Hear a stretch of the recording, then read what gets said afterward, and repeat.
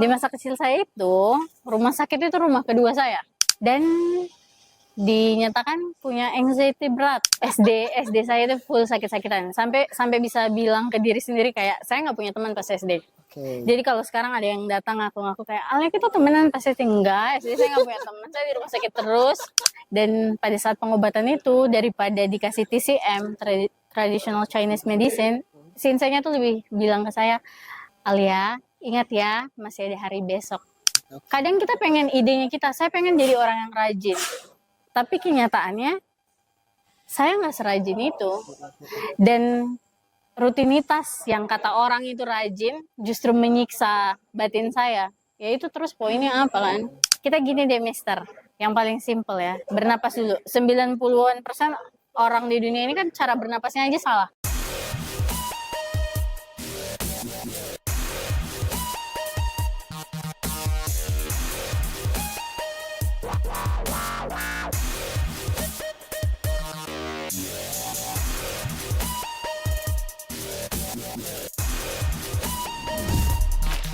Alright, so halo teman-teman semuanya, kembali lagi bersama saya Arifin dan di samping saya sudah ada special guest. Halo Alia. Hi everyone.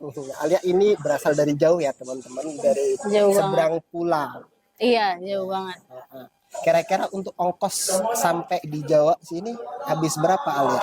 Kemarin terakhir kisaran paling murah itu sekarang di 3-an. 3 juta. Iya, Ya, 3-an. kalian tebak aja ya, dia berasal dari mana. Mana? Kalau kalian tahu, komen di kolom komentar, oke? Dan kali ini kita akan sedikit banyak diskusi tentang karyanya Alia. Dan alhamdulillah Alia ini sudah menerbitkan satu buku, atau mungkin satu buku atau Sebenarnya ada 3, tapi yang 2-nya itu masih ditahan-tahan untuk dipublish.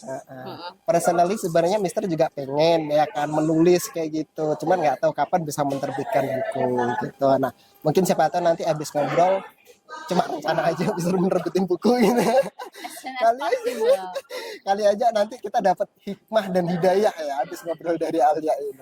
Oke, mungkin bisa sedikit diceritakan Alia, buku yang sudah diterbitkan, apakah bisa beli di mana, judulnya apa, dan kapan kira-kira sudah diterbitkan tahunnya. Halo semua, perkenalkan saya Alia, penulis dari buku ini untuk kamu. Boleh cek bukunya untuk sekarang yang masih beredar itu ada di Google Playbook. Dan buku ini untuk kamu sendiri ditulis untuk self improvement. Awalnya buku itu dibuat sebagai reminder untuk kalau misalnya ke depannya saya agak nyeleweng-nyeleweng dikit nih dalam hidup, maksudnya sebagai pengingat kembali kalau oh saya pernah ada di titik itu. Jadi jangan sampai lebih kurang dari situ lah. Buku itu ceritanya soal kesehatan mental mostly. Saya suffered from depression, anxiety, tapi bukan self-diagnose ya. Emang diagnosa dari ahli. Jadi di buku itu banyak soal penjabaran. Alright, dan itulah teman-teman, kalau misalkan teman-teman mau coba untuk membaca bukunya Alia, bisa dibeli di Google Playbooks ya. Bukunya tentang self improvement. Kemudian untuk berikutnya nih Alia, apa yang mendorong Alia pada akhirnya, kalau menurut Mister sendiri pribadi ini, menulis itu juga membuat otak kita bisa merilis banyak hal gitu menurut Mister. Dan dulu Mister pernah punya pemahaman itu seperti ini. Kalau misalkan kita butuh teman, sebenarnya kita nggak terlalu harus memaksakan diri untuk berinteraksi sama orang. Kita tuh bisa berinteraksi loh sama diri sendiri. Benar. Dengan apa? Dengan membaca sama dengan menulis gitu. Nah, buat Alia sendiri, mungkin beberapa orang, sebagian besar masyarakat kita atau generasi muda kita sepantaran dengan kita itu tuh menganggap bahwasanya dunia tulis menulis itu adalah dunia yang sangat susah gitu ya. Nah akhirnya yang melatar belakangnya Alia pada akhirnya mendorong untuk kayaknya harus menulis deh kayak gitu, itu apa? Sebenarnya saya tuh mulai menulis dari masih SMP, Mister. Itu pelarian tiap stres berat. Pada saat merasa tidak dimengerti oleh dunia ini, masih mental anak di bawah umur lah, masih merasa kenapa dunia ini jahat sama saya, kenapa orang sekitar tidak ada yang mau mengerti saya. Di situ pelariannya itu ke menulis, karena dengan menulis jadi saya punya gambaran, oh ternyata ini nih yang diri saya mau, oh ternyata yang saya lagi butuhkan nih dari tulisan itu kan jadi ketahuan. Nah, untuk orang yang baru mau mulai menulis tapi punya keraguan, karena merasa dirinya tidak bisa mengeluarkan yang ada di sini atau ada di sini dalam bentuk tulisan, itu biasanya karena koneksi sama dirinya sendiri tidak sedekat itu. Sebatas hanya di pikiran aja. Jadi tahu hatinya mau apa, tapi di pikirannya loncat kemana-kemana. Akhirnya pada saat untuk outputnya dalam tulisan, nggak tahu mulai dari mana. Rata-rata kan kayak gitu. Berarti memang sebenarnya seorang penulis itu banyak ngobrol dengan diri sendiri. Iya, pasti. Pastinya itu dekat dengan diri sendiri. Punya dunia kadang tuh kayak gini Alia, kalau misalkan kita mau nulis sebenarnya kita sudah punya banyak catatan gitu. Semua orang pasti sudah punya banyak catatan. Contohnya kayak gimana, nggak cuma di buku sebenarnya, kalau menurut saya sendiri di sosial media itu kan catatan mereka ya, catatan perasaan mereka ya kan, kayak di Facebook, di Twitter, di Instagram, itu kan mungkin teman-teman semuanya juga melakukan journaling kalau menurut istilah aku sendiri gitu.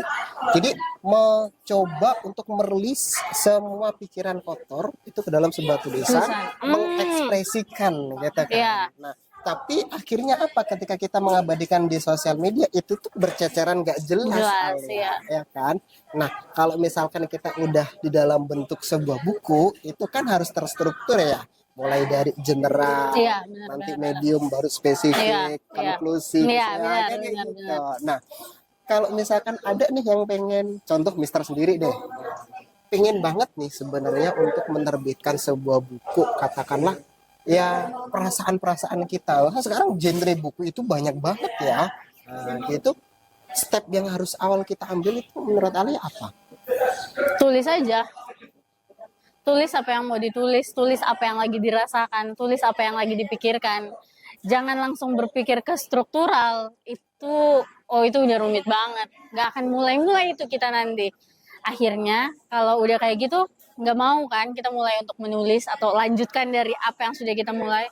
Jadi kalau menurut aku, tulis aja.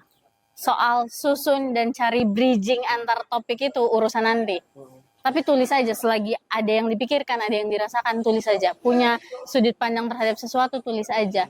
Toh, ya itu kembali soal buku ke tadi, itu banyak soal self-improvement yang artinya pada saat kita berpikir terlalu banyak, justru kita nggak jadi bergerak kemana-mana kan, Mister? Benar sekali. Justru kita nge-stuck di satu tempat itu kan.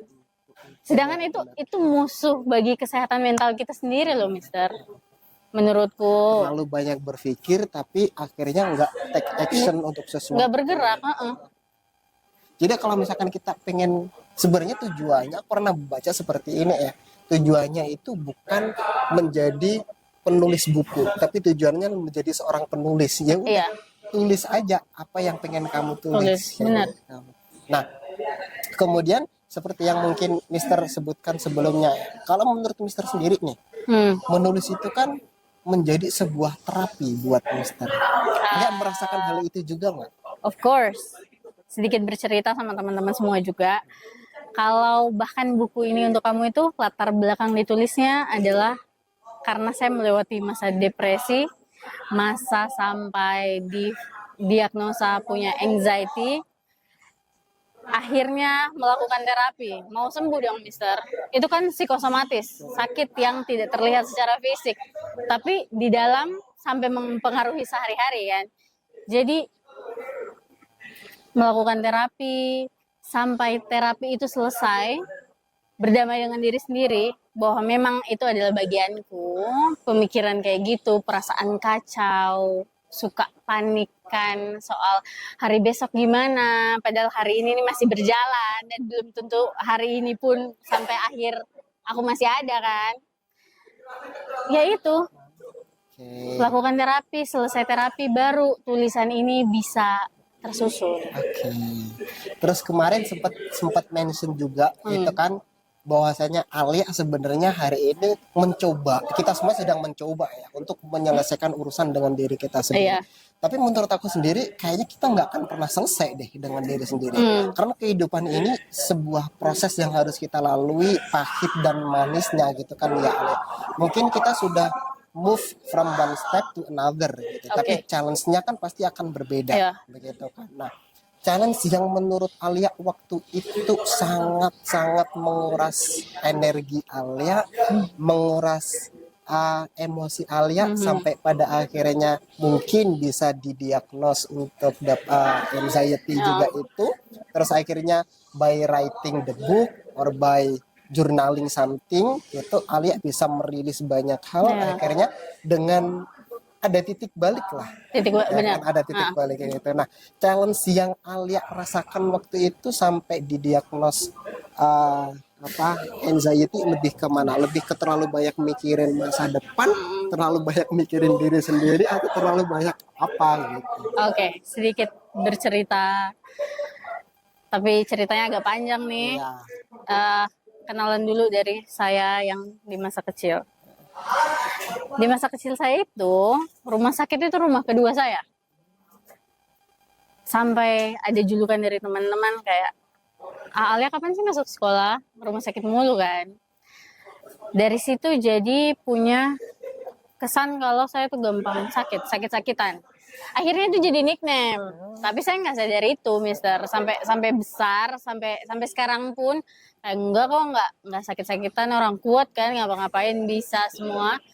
Sampai pada titik dimana saya mulai rutin lakukan meditasi, yoga, karena merasa, semakin kacau pikiran saya, semakin destruktif, hancurin diri sendiri karena makin mikir kalau hari besok itu nggak ada. Jadi saya hanya punya hari ini, saya harus lakukan yang terbaik itu di hari ini.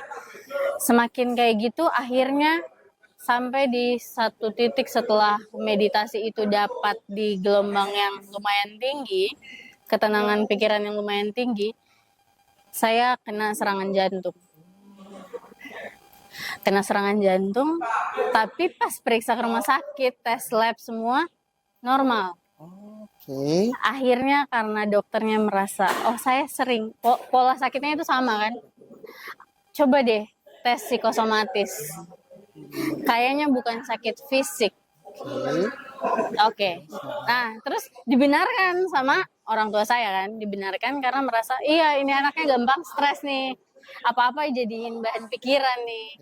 Oke. Akhirnya kita putuskan untuk kita ke dokter yang menangani psikosomatis, bukan fisik lagi. Karena secara fisik semua hasil lab normal. MCU, makanya tiap kerja MCU lolos-lolos aja, emang fisiknya nggak sakit kan. Terus akhirnya periksa, dan dinyatakan punya anxiety berat. Terus anxiety-nya ini kenapa? Oke, kita masuk di situ. Anxiety-nya itu ya karena selalu merasa hari esok nggak ada, Mister. Selalu merasa saya cuma punya hari ini, yang bisa saya buat terbaik itu di hari ini, harus full effortnya di hari ini. Seakan-akan besok nggak ada. Ambis banget gitu ya. Iya. Entah apa yang diambiskan juga. Dan itu jadi pola yang nggak sehat. Pas lagi nonton, Mister nonton series Amerika juga nggak, Grey's Anatomy? Belum. Itu soal rumah sakit gitu. Merasa punya keterkaitan sama itu kan, itu awal mulanya serangan jantung itu. Akhirnya terapi, dari terapi itu saya ambil terapi yang tekniknya hipnoterapi. Jadi teknik hipnosis, masuk ke alam bawah sadar kan, baru itu keluar. Penyebutan saya selama dari kecil dilabelkan sakit-sakitan, yang tadinya saya nggak merasa kayak gitu, tapi akhirnya itu tertanam di alam bawah sadar karena diucapin sama orang sekitar saya terus-terusan kan, kamu sakit-sakitan, kamu gampang sakit, kamu akhirnya kayak mengendap di pikirannya. Iya, akhirnya jadi karakter saya, akhirnya bukan jadi karakter doang, jadi fisik saya. Itu kehebatan mental, itu sepowerful itu mental. Jadi kalau orang sepelekan kesehatan mental lo agak aneh ya. Iya, karena seberpengaruh itu. Benar. Emang nggak langsung 1-2 tahun ini kan kelihatannya. Ini saya dari kecil loh, Mister. Dari umur 3 tahun, 4 tahunan dilabelin kayak gitu. Dan baru puncaknya di umur 23. Wow, berarti baru sembuh ya. Iya, baru-baru semua. Berarti waktu itu selama sekolah menjalani masa sekolah dasar, SMP, SMA, Oh itu full sakit-sakitan. SD saya itu full sakit-sakitan. Sampai bisa bilang ke diri sendiri kayak saya nggak punya teman pas SD. Oke. Jadi kalau sekarang ada yang datang ngaku-ngaku kayak, Alia kita temenan pas SD, enggak. SD saya nggak punya teman, saya di rumah sakit terus. Pas SMP mulai punya hobi, Heeh, mulai seriuskan hobi, mulai berkurang itu. heeh. Oke, menarik nih Alia. Tadi Mister menangkap itu bahwasanya kan sebenarnya hidup di hari ini kan menjadi hal yang positif ya. Positif harusnya. Harusnya ya kan. Harusnya. Tapi kenapa waktu itu menurut Alia nih hidup di hari ini tapi kok akhirnya dampaknya ke negatif? Karena ini terkait juga sama saya akhirnya lakukan pengobatan itu sampai pergi cari Shinsei dari Cina Utara, Mister. Oke. Dan pada saat pengobatan itu daripada dikasih TCM, Traditional Chinese Medicine, Shinsei-nya tuh lebih bilang ke saya, Alia, ingat ya, masih ada hari besok. Kenapa toksik banget untuk hidup kayak, saya hanya punya hari ini. Karena saya jadi push diri saya sendiri. Pada saat hari itu sudah capek pun, tidak merasa, saya pantas nih dapat self reward. Toh hari ini sudah kerja keras, toh hari ini sudah kerja bagus. Enggak. Saya hukum diri saya sendiri. Harus lebih bagus. Kan kemarin lebih bagus nih. Hari ini harus lebih bagus. Jadi kasih beban yang nggak perlu. Iya, Benar. kayak gitu. Menarik kan? Benar. Menarik. Ini Agak menarik. kontradiktif memang ya, agak kontradiktifnya itu di situ bahwasanya banyak sekarang mungkin bisa dibilang podcast buku kelas-kelas self improvement itu bahwasanya don't live in the past and don't live in tomorrow, but Ya. live in the present Ya. gitu kan. Tapi kalau kita too much apa aja sih sebenarnya, apa aja kalau too much itu juga nggak baik ya. Kayak misalkan tadi Alia sebenarnya kalau menurut aku sendiri gitu, Alia lebih ke nge-push diri sendiri dan ya. terlalu banyak kasih beban ke diri sendiri ya. Gitu padahal tubuh kita secara biologis juga butuh istirahat ya butuh kan? reward. Nggak usah serius-serius amat. Tiap harinya itu jalanin santai aja. Maksudnya Mister tiap hari ya lihatlah kenyataan aslinya tuh gimana kan.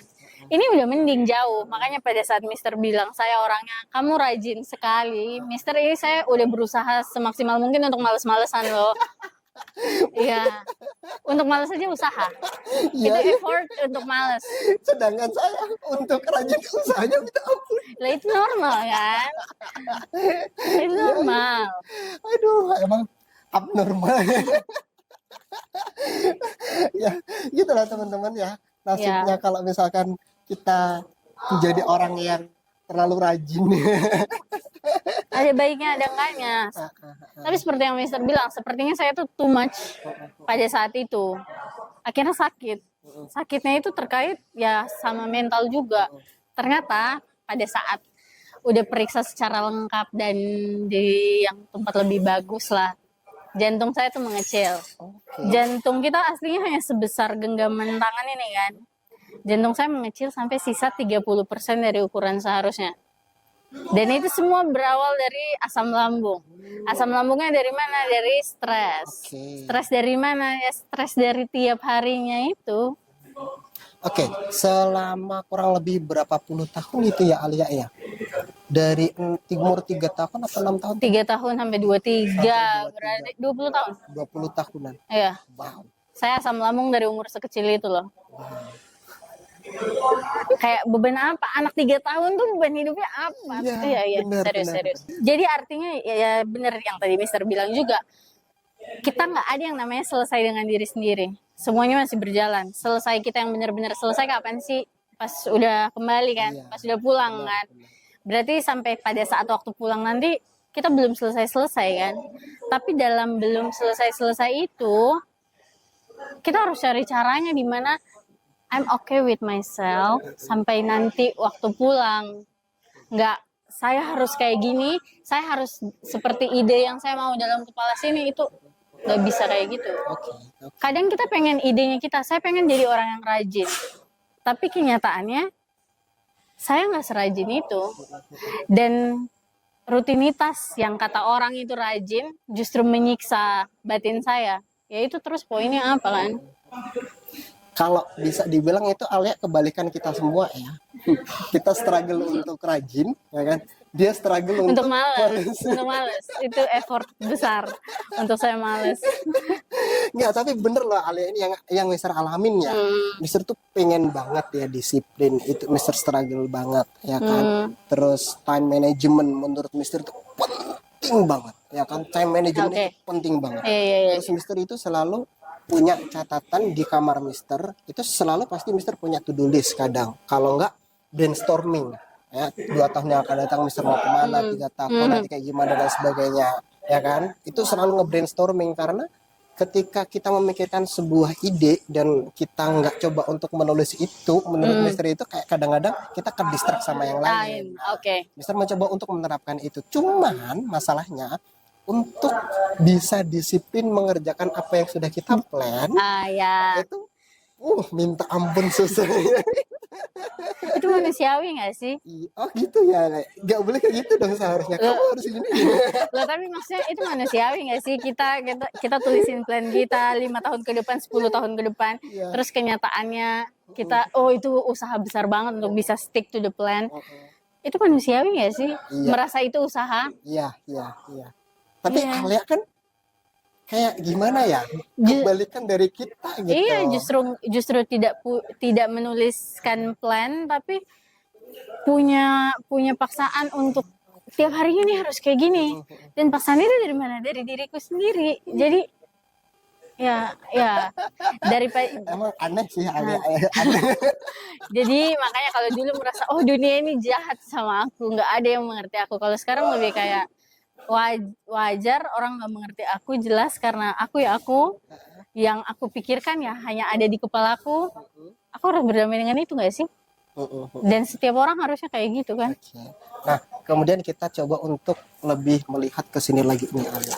Fenomena itu kan terjadi di semua anak ya, apalagi generasi kita yang Gen Z hari ini. Ya mungkin ini juga menjadi sebuah diskusi dan menjadi sebuah pesan buat diri kita sendiri, buat teman-teman semuanya hari ini yang akan semoga nanti suatu saat menjadi orang tua gitu ya, bahwasanya kesehatan mental itu juga cukup penting gitu ya. Nah sekarang itu apalagi kita digempur sama fenomena media sosial gitu yang dimana kadang kita lebih ke show off sesuatu yang sudah kita achieve, yang bagus-bagusnya aja.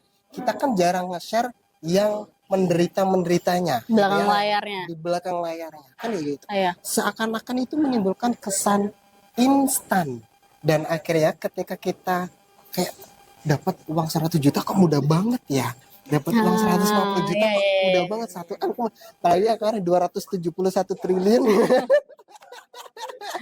Nah kan kayak gitu. Ada teman kita misalkan dalam sisi akademik enak banget ya, dia sudah dapat beasiswa ke luar negeri, kerjaannya juga ini, akhirnya kita kan merasa kecil diri, rendah diri gitu ya Alia ya, dan itu menjadi dampak di mana kita depresi. Benar. Menurut Alia melihat fenomena itu kayak gimana? Itu karena kita punya kecenderungan penggunaan screen itu.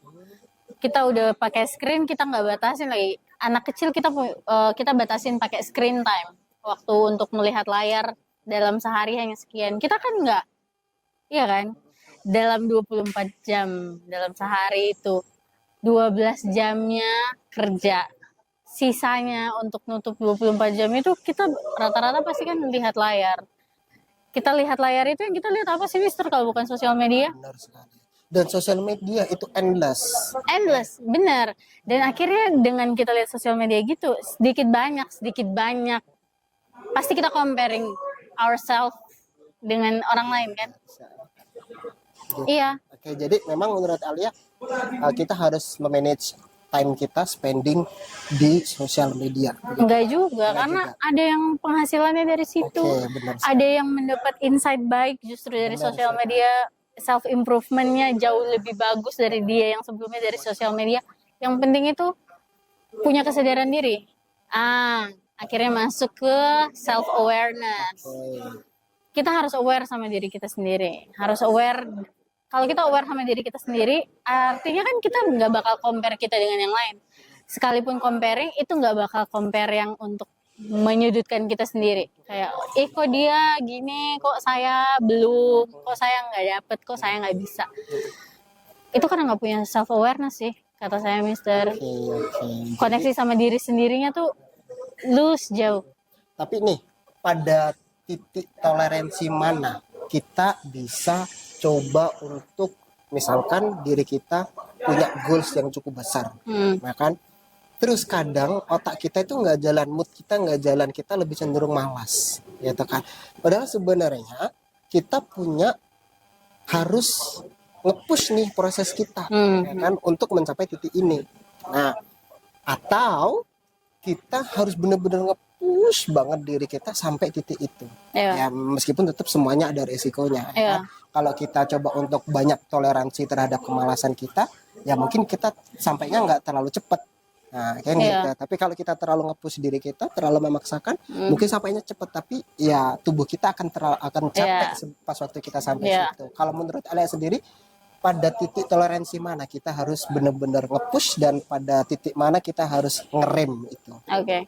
Itu jawabannya simple, tapi saya yakin gak setiap orang punya kesadaran soal itu. Hati paling tahu.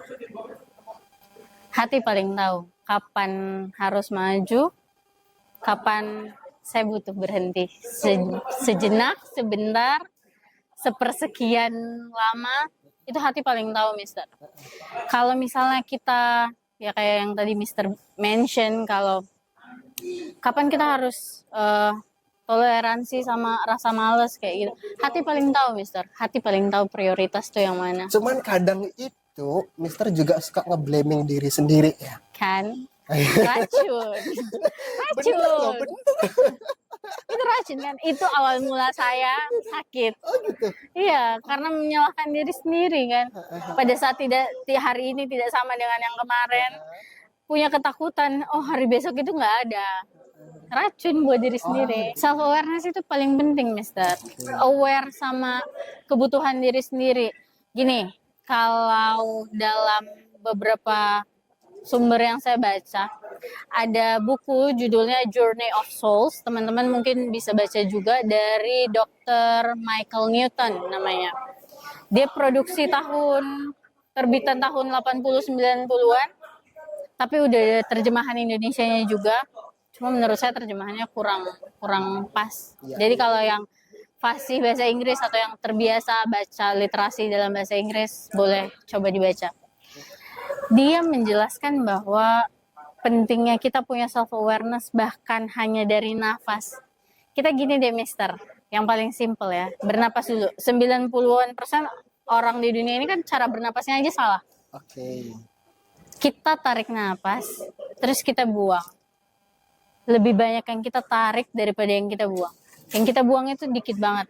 Gimana rasa dada ini mau lega kalau dari nafas aja udah salah? Gimana napasnya mau bener kalau aware sama diri sendiri aja nggak ada? Aware nih, oh ini saya lagi bernapas nih, sama oh ini saya napasnya salah nih.